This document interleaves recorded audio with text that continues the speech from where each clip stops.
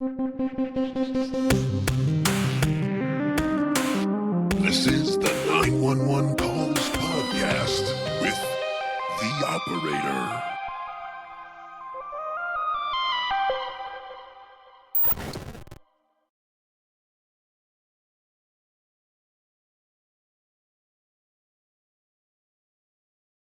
A huge shout out to Amy Reardon for signing up for newspapers.com's free trial and hunting down this crazy story. I made releasing this one a priority since she went to the effort of finding such an interesting case. Thank you. It was fun to have a fresh case and someone to connect the dots with our sponsor.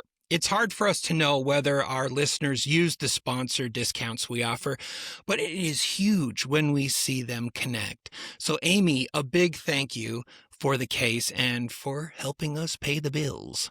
If you think you have what it takes to dig up interesting cases, you can do what Amy did and sign up for newspapers.com by going to 1159media.com/newspapers and signing up for a free 7-day trial. Use code 911 calls during checkout for 20% off, too.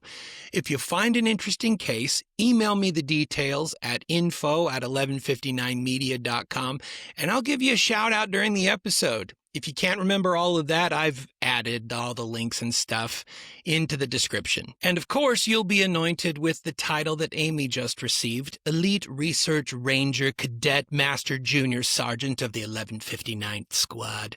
Amy, right now, you're an army of one. Thank you for answering the call. Send us more and your rank will increase. Now, let's dig into what she dug up. In the state of Florida, there are over 4,000 black bears. 4,000! And if that number is falling on deaf earballs, or maybe just earballs that don't know how many bears are a little versus a lot of bears, I'll give you some context. Nature abhors a vacuum, meaning nature fills a void if there's a ton of food. Within a reasonable amount of time, usually not too long, whatever eats that food will move in.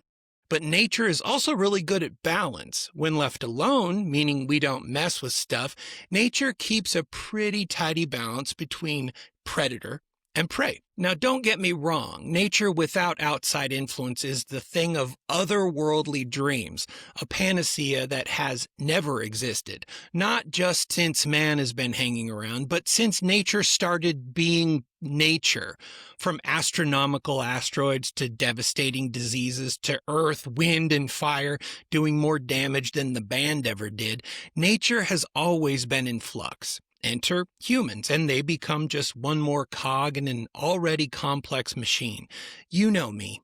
I love facts, and admittedly, sometimes I use facts as a cudgel when maybe more tact could be used. When it comes to nature conservation, I definitely lean one way, and that is viewing people who pull the pendulum of conversation too far one way. I'm critical of that. One side pulls the pendulum and says we have too many wolves, for example. We have to cull the population so that our herds and even natural populations aren't decimated. And the uncomfortable truth is they're right. The other side will say, oh, great, you killed off all the wolves, now we don't have any. And those that were left moved out of the area. Add them to the endangered species list. And guess what? They're right as well. Both have their moments in the sun, but like all things, too much sun can cause things to burn and even mutate. Man isn't going anywhere, no matter how angry one side might get, and populations need to be protected, no matter how much meat somebody needs in the freezer. The fact is, getting animals on an endangered species list can be a Herculean task. Just as difficult as getting a species off the list once it has renewed or even vastly exceeded stable populations. And with that, I heard both sides say, good. Heels are dug in. One side ever interested in protecting our charismatic megafauna, and the other side ever eager to provide charbroiled megafood. When it comes to bears in Florida, the pendulum has definitely been held to one side for far too long, and the repercussions are beginning to show up. The number of bears in Florida was around 300 in 1970. So, to jump to over 4,000 today, that is a very lopsided victory. Don't jump to the conclusion that 4,000 bears is simply a good thing. That many bears creates what nature abhors, a vacuum, one bereft of food, resources, action plans, and maybe most importantly, a clear division between a wild landscape and your living room. That's not growth. That's not even progress. That's a comeback tour, an Ursus revival of megafaunal proportions. And for 50 years, despite highways, subdivisions, trash cans, and tourists with selfie sticks, not one single person in Florida had been killed by a black bear. Not a one. You could swim with alligators, not recommended. You could wander into the Everglades in sandals, definitely not recommended. You could live your entire life in bear country, and statistically, you were safer from bears than your neighbor's labradoodle until May 5th, 2025. Because on that morning, in a place most Floridians couldn't point to on a map without cheating, a black bear crossed a line. Not a territorial line, not a property line per se, a psychological line. There's something uniquely unsettling about a predator that doesn't just wander through your yard, but can open your door. There's something different about an animal that doesn't just defend itself, but it can carry 2 times its own body weight. It consumes and then returns for seconds, thirds. It can't count, so it doesn't think in plate-sized proportions. It thinks in seasons. It thinks in starvations and hibernations. And when that happens, the story stops being about wildlife. It becomes about systems, management plans, and policy failures, population math, and one very old man who wakes up in his own home in rural Florida, not knowing that he is about to become the first name attached to a statistic that didn't exist the day before. This is the story of Robert Markle, and the morning Florida learned that rare does not mean impossible. If you drive south from Naples on State Road 29, you'll eventually pass into a stretch of Florida that feels unfinished. Not underdeveloped, unfinished. The road narrows in perception, even if it doesn't physically shrink.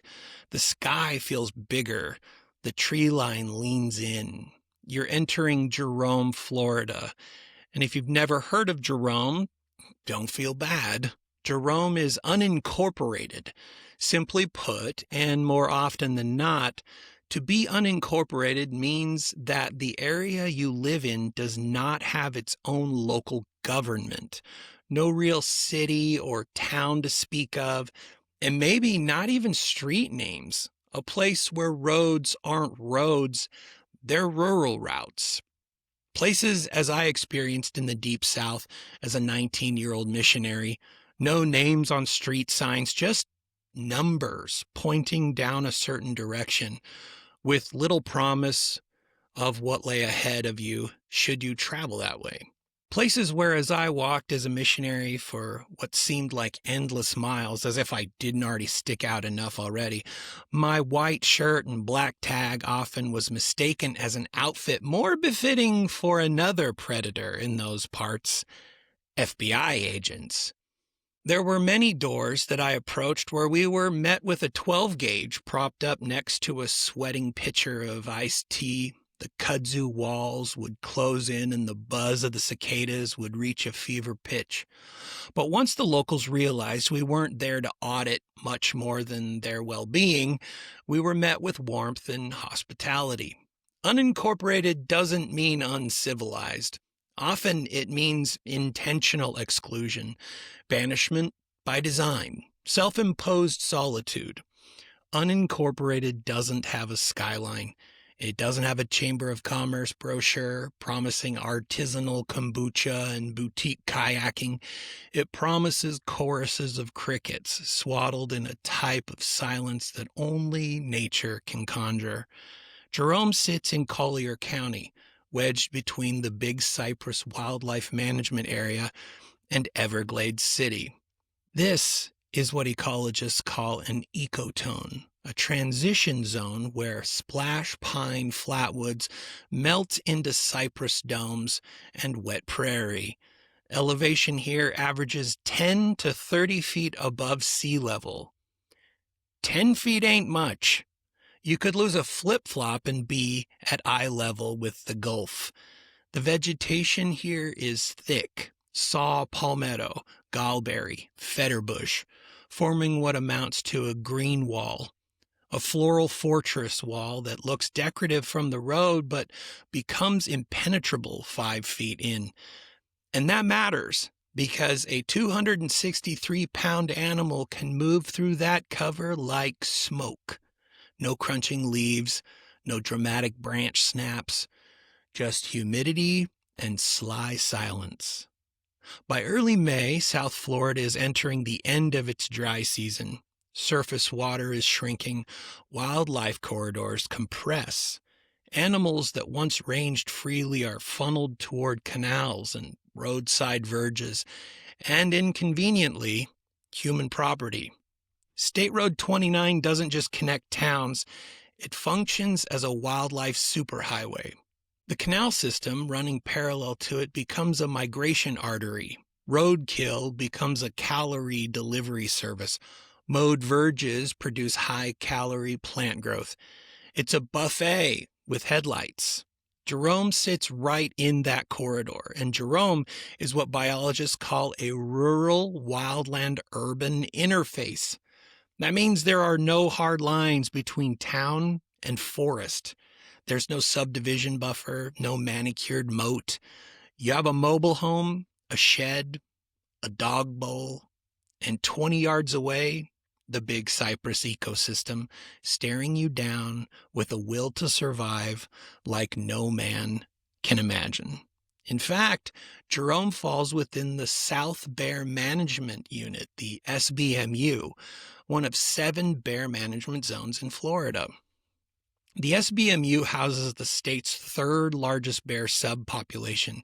As of 2015 census, approximately 1,044 bears. And the population has grown since then. Conservation worked. Underpasses were installed along Interstate 75 and SR 29. Genetic isolation decreased. Bears moved more freely. This is excellent for biodiversity and complicated for front porches, because when populations grow and prime territories fill up, younger males get pushed outward into edge habitats, into human-adjacent zones, into places like Jerome. By May 5th, 2025, the conditions were textbook. Temperature, low 70s in the early morning. Humidity, hovering around 85 to 95%. Light mist possible. Wind, light and variable. That humidity does something subtle, other than making it seem like you're breathing mayonnaise. It dampens sound. It intensifies scent. If you're a black bear with one of the most refined olfactory systems in North America, that's an advantage. If you're an 89-year-old man stepping outside in the early morning, it's not. Now, Florida has not recorded a fatal black bear attack in modern history, not one. There had been conflicts. There had been bluff charges. There had been garbage raids and overturned coolers and angry homeowners yelling in bathrobes. Sure, that comes with unincorporated territory, but not this. The Florida Fish and Wildlife Conservation Commission, FWC for short, like super short, like a few letters short, but I digress. The FWC had a management plan. They had BearWise education programs for humans, not bears. They had relocation protocols. They had hazing strategies. Not hazing as in Kappa Kappa Delta, but more like eye felt a thigh. What they did not have was precedent. And in the 12 months prior to this incident, within 10 miles of Jerome, there had been 16 bear-related calls. 16. That's not hysteria. That's a pattern. It's disturbances, sightings, trash raids, noise complaints, which tells you something important. The system was active. The system was responding, but the system was also saturated. And when ecosystems saturate, pressure builds. On the morning of May 5th, that pressure found a release point in a mobile home. Not on a mobile home property, not at a mobile home, in a mobile home. 100 yards from a tree line. We'll meet Robert Markle next. And then we walk into the morning that changed Florida's bear history. Robert Markle is 89 years old. 89. Let that number settle for a second. 89 means you've seen wars start and end. You have, most likely in one way or 10, been in a war or two. You've watched technology go from rotary phones to facial recognition. You're likely outliving your friends, possibly siblings, possibly your spouse, maybe even one of your children. You're not reckless at 89. You are routine. Robert lives in Jerome, in a mobile home on a rural plot near State Road 29. The structure is typical for the area. Older construction, light materials, aluminum siding, a raised foundation. This is not suburban Florida. This is edge-of-the-woods Florida. Public records link a Robert Markle in the region to Royalty Construction, Inc. That suggests a working man, trade-oriented, practical, the kind of person who understands land and labor more than politics and paperwork. He lives in a multi-generational household. Reports initially described a witness to what unfolded as his daughter. Later, clarifications confirmed it was his granddaughter. That detail matters, not for drama, but for structure. This is a family home. There's a dog on the property. And in rural Florida, a dog is not a fashion accessory. A dog is an early warning system. A ring camera with teeth, a companion, a presence. Now, statistically speaking, elderly individuals are overrepresented in fatal wildlife encounters, not because they take more risks, but because biology takes something from you.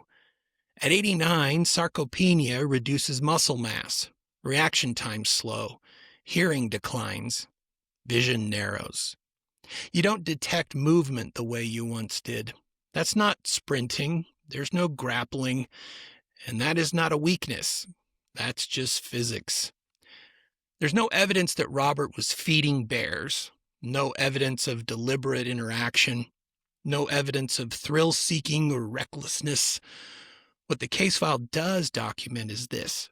In the days leading up to May 5th, there were signs of recent disturbances around the property. Toppled items, possible tracks, activity, which means something had been visiting and testing and probing. In bear behavior terms, that is escalation. Now, let's talk about the other presence in the story. A 263-pound adult male Florida black bear.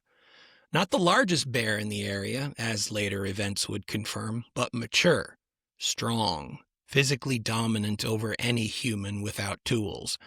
Male bears, unlike sows with cubs, are responsible for nearly all documented predatory black bear attacks in North America.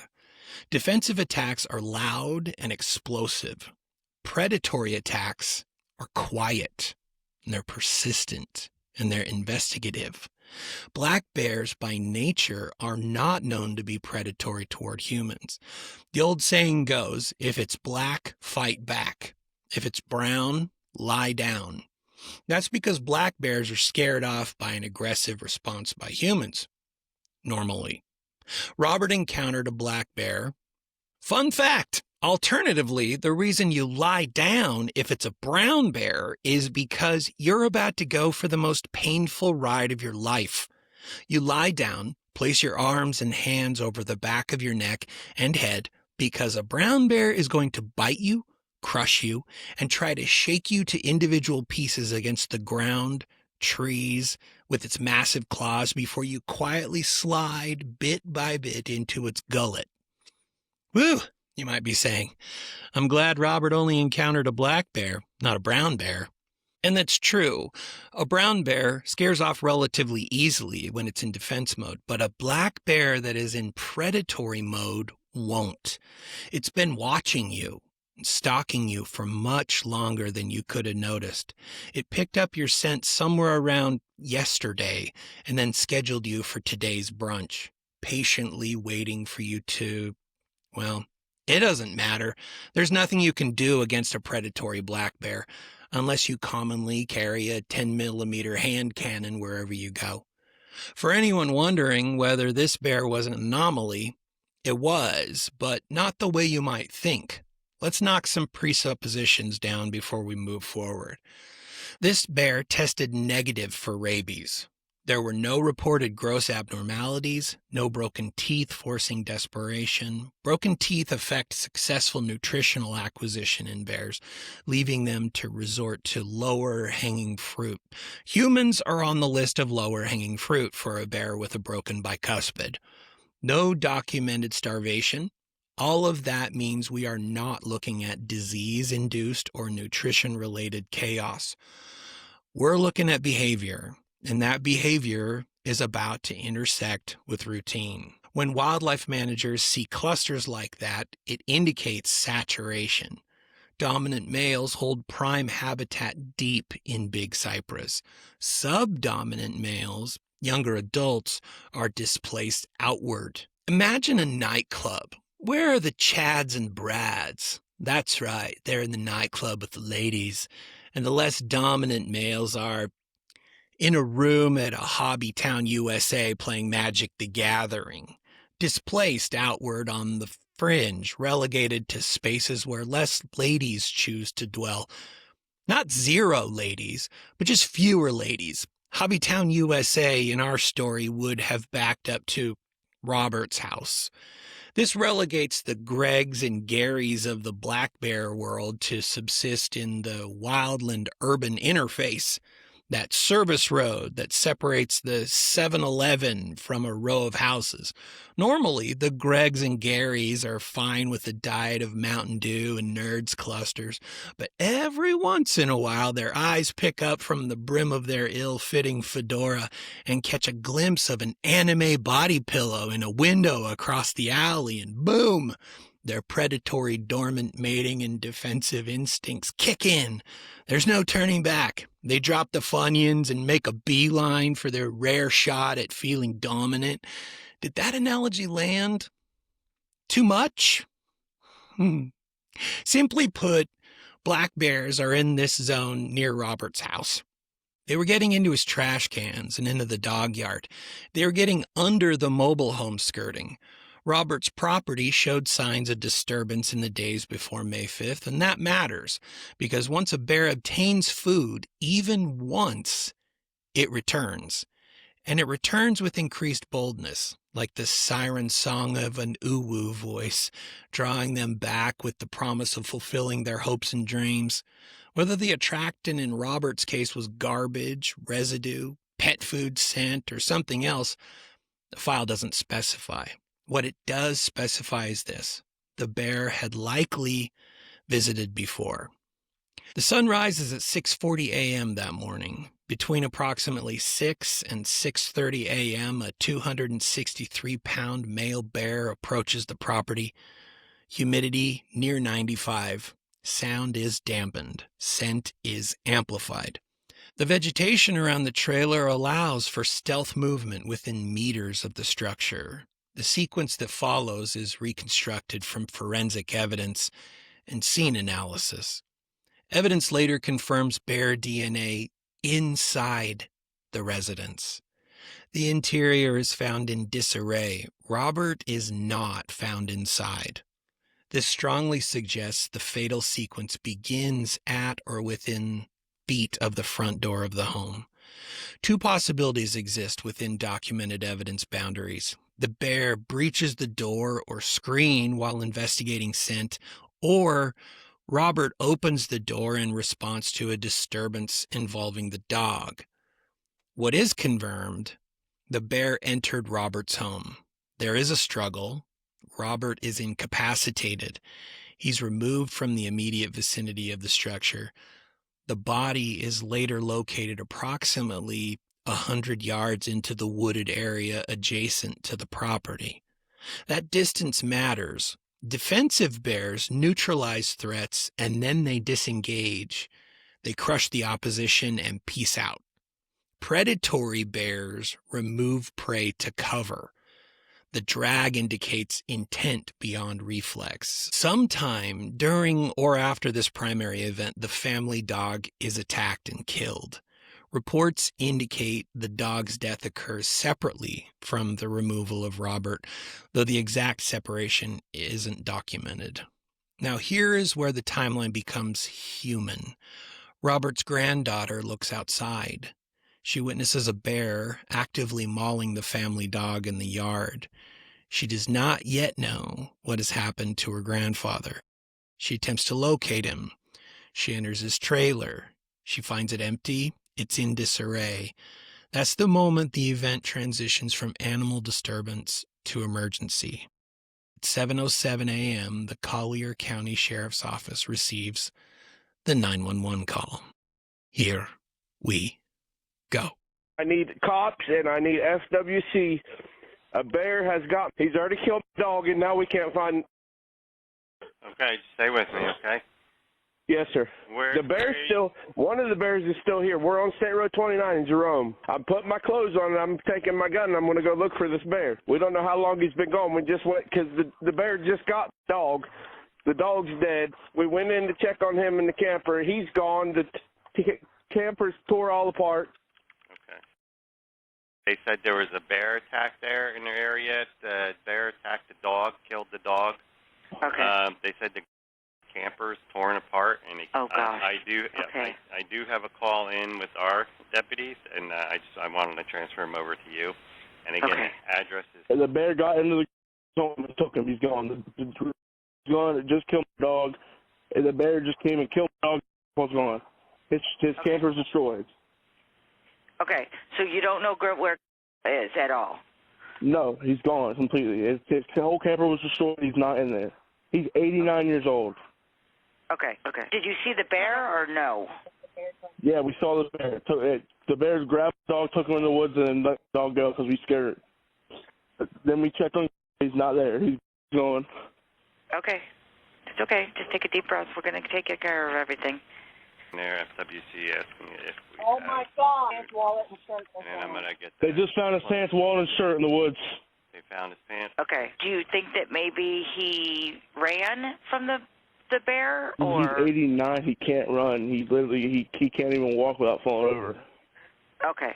Just so we know if he was asleep. He came home like at midnight and he's not here. He's gone. He got taken out of the shed by a bear. He's not even near us. I understand it, but I kind of need a description of so that my officers know what they're looking for. He's about 6'2", 6'3", very skinny, old, gray hair. Is he white, black, or Hispanic? They found all of his clothes in the woods. He'd be naked. Is he white, black, or Hispanic? He's white. White male. Okay, gotcha. Okay. We're dispatching it out to the officer now. Do you know which direction the bear went in so that our officer can kind of... Right there behind his camper. Right here behind. They come in and out right behind his camper every single day. Okay. There's freaking 40 bears out here, and they come in and out every day, take garbage, and now they just decided to kill all that dog and take... Okay. We're getting a unit out there so that we can locate your grandfather. While we soak that in a little bit, let me share a bit about our sponsor for this episode, newspapers.com.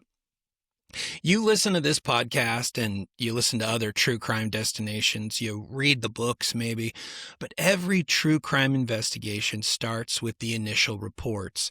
And in historical cases, that usually means the newspapers. So this winter, dive into a cold case you've always wanted to explore. Newspapers.com lets you read the original news coverage of America's most infamous and forgotten crimes, right as the public was learning about them. You can search by name, date, or town to find articles from across the country, documenting everything from Prohibition-era heists to notorious historical murders. Or dive into obscure local crimes that gripped a community for a week and then were forgotten by all but a few. And you, too. You can track a story from the crime scene to the courtroom, comparing the immediate reports with the history we know today. If you want to become the ultimate armchair detective, you need the ultimate archive. Whether you do it for your own curiosity or in an effort to become one of the few elite who successfully share a story with me here on this show, get a jump on things by going to 1159media.com/newspapers and sign up.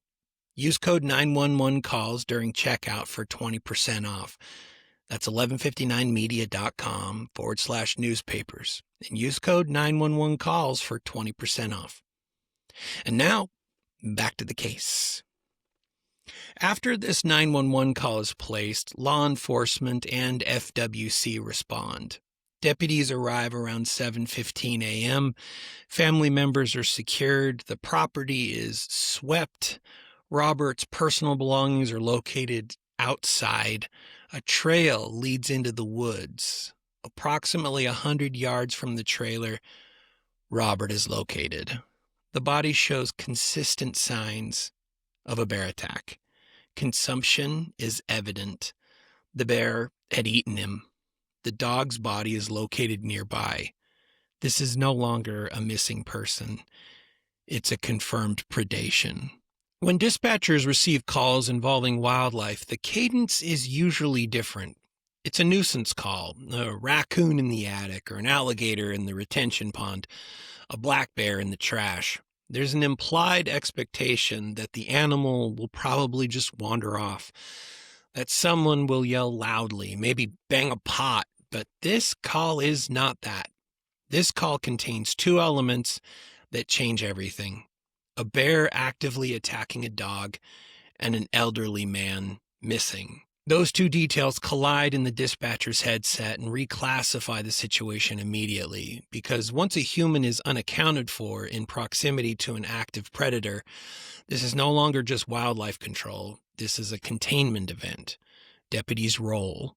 Florida Fish and Wildlife Conservation Commission officers' role, and what they're driving into is not just a property, it's a statistical anomaly. Deputies arrive. The granddaughter is secured. Other family members are accounted for. Officers begin a systematic search. The terrain does not make this easy. Saw palmetto thickets in southern Florida are deceptive. From above, they look waist-high and pretty manageable. On foot, they're sharp-edged and dense, with visibility collapsing to just a few feet. You do not see what is watching you. Officers locate personal items outside, clothing, belongings, a trail of drag marks. Now the response shifts immediately, because predatory bears exhibit guarding behavior. When a bear secures a large caloric resource, like a human, it often stays nearby, which means the bear could still be very close. FWC establishes a perimeter, and this is where things become surgical. If the bear escapes back into the vast expanse of Big Cypress National Preserve, identifying it later becomes exponentially harder until it attacks a human again. And that's the natural response of a predatory bear. Once it knows it can take down a human, it'll try again and again. DNA can eventually confirm identity, but DNA takes time. And during that time, a bear that has successfully preyed on a human remains active. I know that this is where there's a rub for us animal lovers, but an active predatory bear inside of a zone that inevitably introduces wildlife to human populations is an unacceptable risk. So, FWC deploys drones equipped with thermal imaging. Sounds futuristic, and it is, but in humid Florida terrain, thermal imaging is complicated. The ground retains heat. Vegetation holds moisture. Biological signatures, they all get really blurry. Multiple heat signatures are detected, which confirms something important. This is not a solitary wilderness outpost. There are multiple bears in the vicinity. Population density is very high. By evening, light begins to fade, and FWC makes the decision that will later ignite controversy. They implement a lethal removal protocol. 3 adult male bears are killed within the established perimeter. Bear A, 207 pounds. Bear B, 263 pounds. Bear C, 434 pounds. That last number is not small. 434 pounds is a dominant animal, a prime territory holder. But at the time of removal, officers can't visually determine which bear committed the attack. They can't ask for ID. They can't perform field forensics in the dark. The rationale is simple. Better to remove multiple adult males within the attack radius than risk allowing the offending bear to escape and attack again. One of these 3 bears will be a repeat offender, and there's no way of knowing which. This is standard protocol in fatal wildlife attacks. From sharks to tigers to bears, it's part biology and part optics. I hate to say that, but optics are part of human biology in these cases, and it's controversial every single time. Simultaneously, culvert traps are deployed, a trap that is placed at or near the entrance of those little caves under roadways, ideal hideouts for black bears. A 4th bear approaches but evades capture. DNA is collected from the trap site. Overnight, the scene remains under heavy watch. And before social media can decide what to do with that information, Gainesville is preparing for a necropsy. It's exactly like an autopsy, but it's what you call it when an animal is dissected, not a human. Apple, potato, tomato, rutabaga. The 263-pound male, bear B, is transported for examination. Then comes the stomach content analysis. Partial remains of Robert are found inside the bear. That is definitive. That's not scavenging after natural death. This is predation. If you want to get technical about it, the report states it's a 263-pound male. More precisely, it was a 252-pound male after accounting for the stomach contents. DNA analysis uses short tandem repeat profiling to match biological samples. The 263-pound bear's DNA is found on Robert's body, inside the residence, on the deceased dog. That triangulation eliminates the 207-pound and the 434-pound bears as the attackers. Within 96 hours from Monday to Friday, FWC publicly confirms the identification. The speed matters because the narrative vacuum was already forming. When a wildlife fatality occurs, the facts move in one direction. The politics move in another. Some outlets focus on rarity. First fatal bear attack in Florida history. Others focus on overpopulation.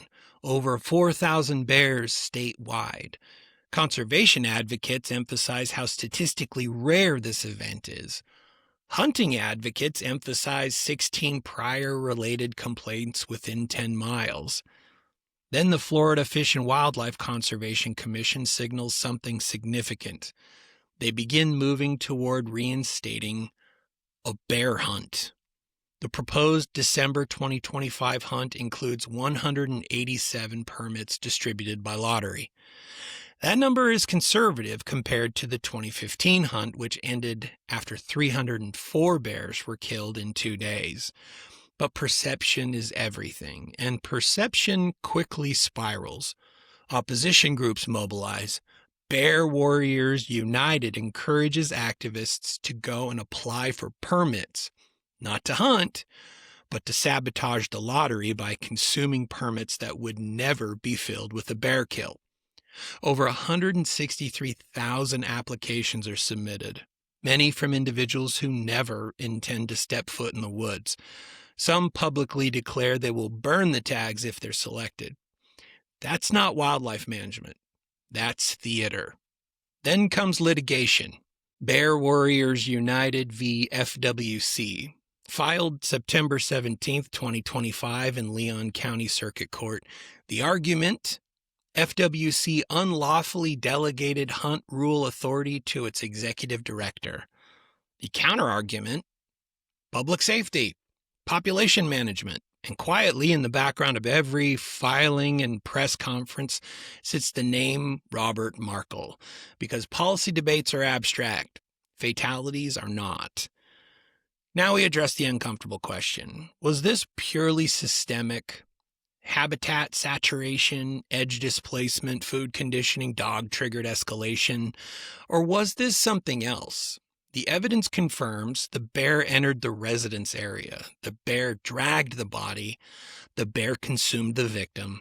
The bear stayed near its haul. That behavioral sequence crosses from defensive reaction into predatory action. Predatory black bear attacks are rare, but when they occur, they're overwhelmingly committed by males. They're quiet, they're persistent, they involve removal and consumption, which means it's reasonable, based on the evidence, to consider that this bear may have transitioned from conflict to opportunist predation. Not because it was evil, not because it was a monster, because it was an apex omnivore that discovered vulnerability. And once that line is crossed, wildlife managers do not get philosophical. They get decisive. The BearWise program, remember that program that strives to educate people in these kinds of areas on how to stay safe from bears, emphasizes securing attractants, electric fencing, hardening structures, leashing your dog at dawn. But here's the uncomfortable reality. Rural residents in low-density, lower-income areas do not always have access to $300 bear-proof containers or expensive perimeter fencing. Most homes are not concrete bunkers. Screen doors are rarely mosquito-resistant, let alone bear-resistant. And when populations grow and corridors funnel animals through edge habitats, the margin narrows. In the days before May 5th, there were those disturbances. That's documented. Could intervention have occurred sooner? Possibly. Was there a prior report from the Markle property specifically? Not documented in available records, which shields agencies legally, but it doesn't erase the systemic pressure. Florida didn't have a fatal bear statistic. Now it does. And that single data point altered wildlife policy conservations across the state. But more importantly, it altered one family permanently. There's something cold about the way wildlife policy shifts. It doesn't move on emotion. It moves on incidents. For 50 years, Florida could point to a clean column proudly posting a 0 under fatal black bear attacks. 0. That 0 carried weight. It justified patience. It justified a conservation-first posture. It justified educational outreach over population control. But May 5th, 2025, that 0 disappeared. One data point, one name, Robert Markle. And once a statistic changes, systems recalibrate. FWC commissioners direct staff to finalize rules for a December 2025 bear hunt. 187 bears. Lottery distribution. But symbolism outweighs arithmetic. To conservative activists, it looks like opportunism. To hunt advocates, it looks like overdue management. To agencies appears to be liability mitigation, because once a bear demonstrates predatory success, you can't unknow that. Now, let's be clear, hunting 187 bears in deep habitat does not surgically remove nuisance bears from Jerome. It just removes density. The theory is ecological pressure relief. And to be fair, if humans weren't doing it, nature would. You can argue that humans caused it by encroaching on natural habitats, and you wouldn't be wrong. But tell that to Robert Markle and his family, who've lived generationally in unincorporated Florida territory. It's not as easy as a stolen land conversation. Bears and their habitat are beautiful, you might argue, from the comfort of your own home somewhere. Animals once lived unencumbered by your presence, too. That's not an attempt to snatch the pendulum. That's just a fact. The real difference between conservationists, activists, and hunters is generally how they view man's presence and role in nature. Some see us as part of nature, part of the ecosystem. Ironically, and statistically based on the dollars contributed to conservation, the uncomfortable truth is this is often the hunter. Others see man as an intruder in nature, an outsider that only infects the ground that it touches. Again, ironically, this is often the one with nature types. It's uncomfortable, but it's true. You're free to disagree. I'm just a podcaster who loves nature. I feel one with it. I contribute to conservation efforts every year, and I also hunt. Maybe I don't kill much, but I sure hike with bullets a lot. Any way you look at it, fewer bears competing for territory means fewer subdominant males pushed to the margins. Fewer margins crossed. It's math, but math rarely feels humane. And it doesn't weigh lightly on me that this situation meant that protecting bears also meant that 3 bears already died in the lethal removal operation. 2 of them weren't responsible. And that part rarely gets airtime. The 207-pound male, the 430-pound male, collateral. Because in fatal wildlife events, identification is forensic. It's not visual. You don't get a weight. You do not get to risk repeat predation.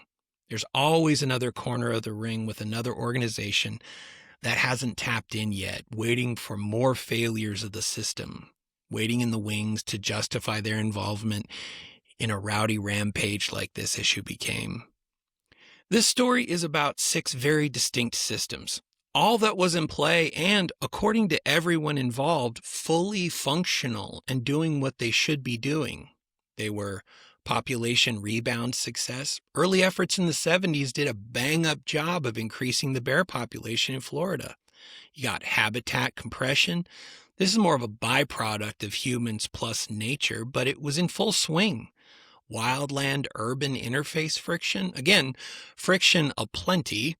Conservation groups were pleased with the bear population numbers. Activist groups were fueled and their funding flowed. They could easily point the finger at human encroachment on natural wildlife areas. Resources were concentrating during the dry season. This is cyclical, seasonal kind of system stuff.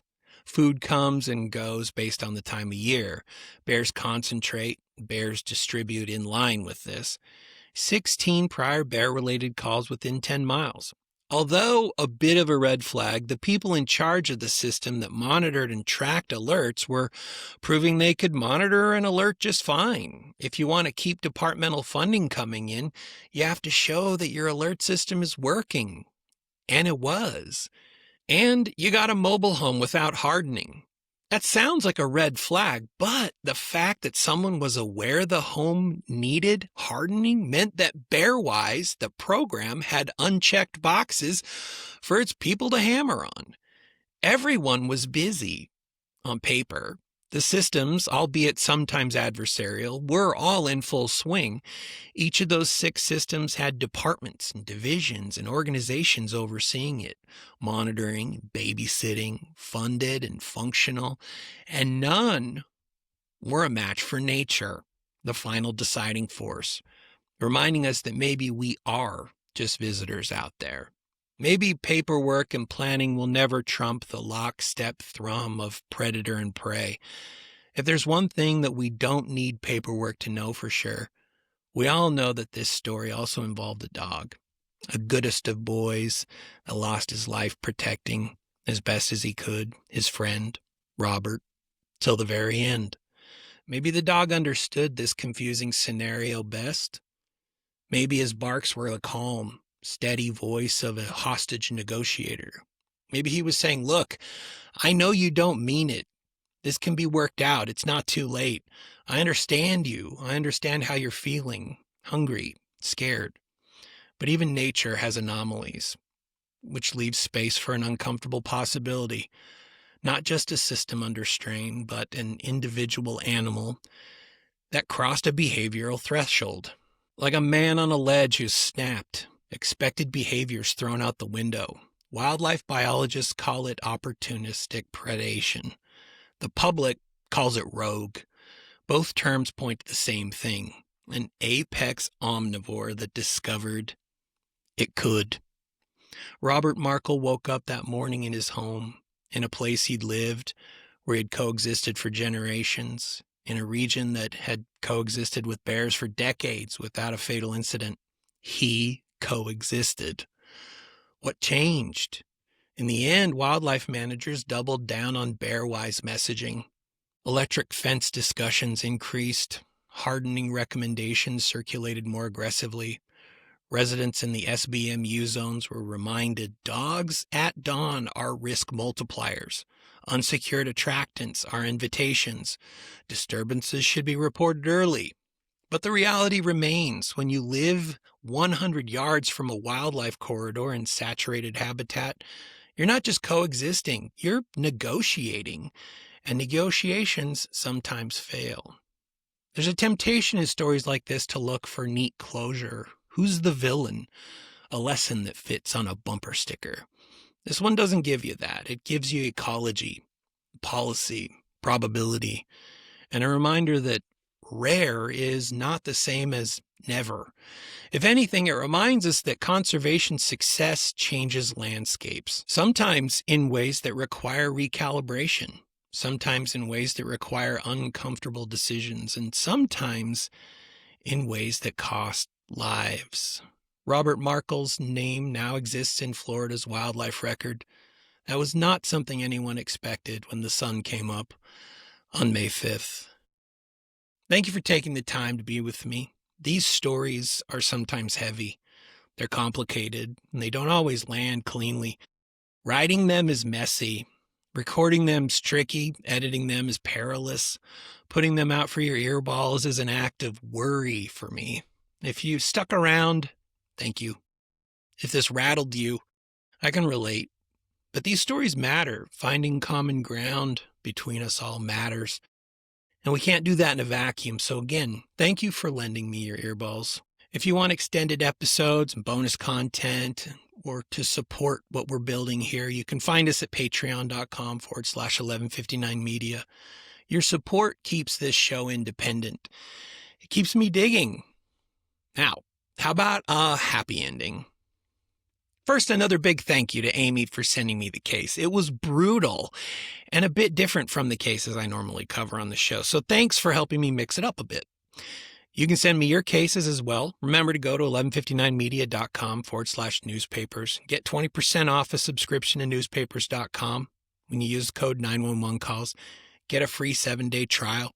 Start sleuthing some sweet cases. Normally, the elite research ranger cadet master junior sergeant of the 1159th squad title costs like $30,000, I think, but you get it for free when you send me a case. Anyway, happy ending time. One day, I got jumped by a group of guys on a downtown Denver street. Stop me if you've heard this one. I was living there, going to the Art Institute for computer animation. Long story short, I got out of it by explaining to my attackers that I was part of a witness relocation program, that my entire family had been murdered in Washington, D.C., and that I was under 24-hour surveillance, and that if they didn't believe me, they should look down the road behind me that they'd see a dark car parked on the side of the road. And that was filled with agents, I said. That they could try and continue, but they'd ultimately end up losing. I prayed that they'd see some dark car parked down there. I prayed that they'd cut their losses and leave me alone. Only one good hit in from a fist wrapped around a piece of rebar. Direct hit to my jaw. To my surprise, they apologized and they all moved on. Well, all of them except the first guy that hit me. He followed me for a block, talking smack, amped up, no doubt, from getting his first punch in. The dark car was real, of course. I didn't know it was. I was praying that there was a dark car there when I told him to look for it. It wasn't, in fact, full of agents, and my family was all alive. And I never lived in Washington, D.C. I'd bluffed my way out of a brutal beating and potential robbery. As I walked home, my mind raced forward, planning my next strategy should I ever encounter a group of thugs again. Next time, witness relocation might not do the trick. I decided that if this happened again somewhere, I would take on the persona of a crazy man and just start shucking off all of my clothes. Extreme, I know. But desperate times call for desperate measures. But even though stripping down to your nothings to avoid attempted murder might sound crazy, it isn't. That is, compared to doing what this lady decided to try and do in this body cam video in order to avoid capture. It has never crossed my mind to run away, and if pursued, try and evade my pursuers with a slick trail of poop. But that's what Crystal decided to crack as her foolproof plan as she ran from the cops on the night outside a Walmart, the day after my birthday on September 27th, 2022. How do you think it went? Well, let's see. Hold your nose. This one gets spicy. Sheriff's office, stop! I hear him. Bye. 249 stopped her. She's running through the parking lot toward 466. Sheriff's office, stop or I'm going to tase you. Stop! Get on the ground! Down! Put your hands behind your back! I literally just shit my pants. Do not move! I literally just... Bro, Keep your hands... I just shit my pants. You shouldn't have run. Stay put. You understand me? 197 area. Okay. 249, 61. Ew, I literally just shit my pants. You don't have to be careful. Do not pull your hands away from me. Okay, I shit on you. 1015. I just shit my pants. Okay. 189. 249, 1015. Don't let go, over. Hold on, sir. Don't move. Should have stopped when I told you the first time. What happened? I was walking that way, and then the Walmart employees called me down and said she's running, so I took off. Because I was trying to find my ride. I was in a hurry. Cool. So you normally run to your ride? No. Okay. I just shit my pants, man. Why'd you shit your pants? Because I was running. Okay. Every time you run, you normally shit your pants? No, I just... What's your name, hon? I had to go to the bathroom. Crystal Kaiser? Crystal Kaiser. Do you have some sort of ID? No, not on me. Okay. It's just a little odd to be running as soon as you see us. It wasn't that I seen you guys. So why exactly were you running? Because I have to go to the bathroom.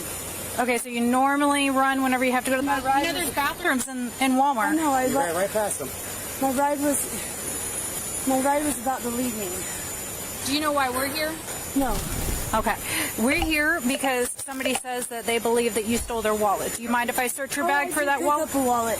Okay. Do you mind if I search your bag for that wallet? Yeah. I picked it up and I forgot. It's in that brown bag. It's in the brown bag? This is your purse? Yeah, I was going to give it to the people and I forgot because I had to go to the bathroom. I mean, it's a good thing you did anything crazy like flee that make that story unbelievable. Like You like to run. I literally have shit all over me, dude. All right, you're going to stand up. I'm going to make sure you ain't got nothing on you. I just have shit on me. Yeah, don't worry about that. Hold on. Is that what that smell was? Put one leg up in front of you. That's what I've been trying to tell you. Like, I was... You don't have anything, right? No. It's considered a felony. Take it into the jail. You understand that? Yeah, I understand that. I literally... Do you want like a trash bag for her to sit on? Yes, please. If you got one. I mean, I have a towel. I don't know how well that's going to... I really wasn't feeling that one. I mean, no matter how you look at it, it's a shitty situation, but we'll try to make the most out of it. I gotta go to the bathroom, man. I thought you already did. Yeah, it's like a... You know what? I feel your pain because I've been doing this like high fiber diet with a lot of peanuts, and I've almost had a few of these incidents myself this past week. So this is yours, right? And then those other bags that still have the tags on it, those are going to be entered into evidence as possible stolen merchandise, but this can go to the jail with you. I just have to put it on a knife. I hope I have to put it on a knife bag. Yeah, he's got the 1015. All right. This is going to be helpful. Oh my God, it was just...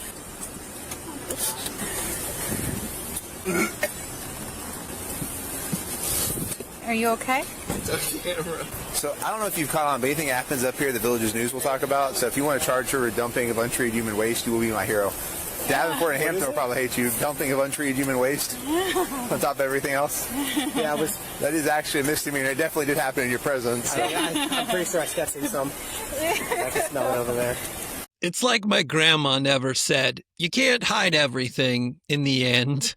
Sometimes everything will come out in the open. And now Crystal has given new meaning to that. I always thought it was a crappy saying, and now I know it is. The suspect, Crystal Kaiser, was charged with petty theft and resisting an officer. She's been arrested 4 times since this incident and a total of 12 times since 2018. For some people, theft is an addiction. I think Crystal fits the bill for that title. I feel bad for her. The lady whose wallet was stolen, though, I feel worse for her. Glad she got it back. I've had quite a few things stolen from me in the past, but not in Denver. I got out of that with only one punch to the jaw. Subscribe and follow me for more self-defense tips.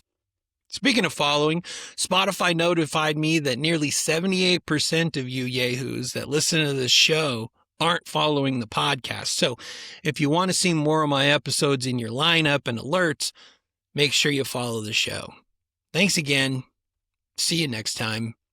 Or even sooner if you want to swing over to Patreon. I appreciate you either way. So much hugs to you. This has been the 911 Calls podcast with you know who.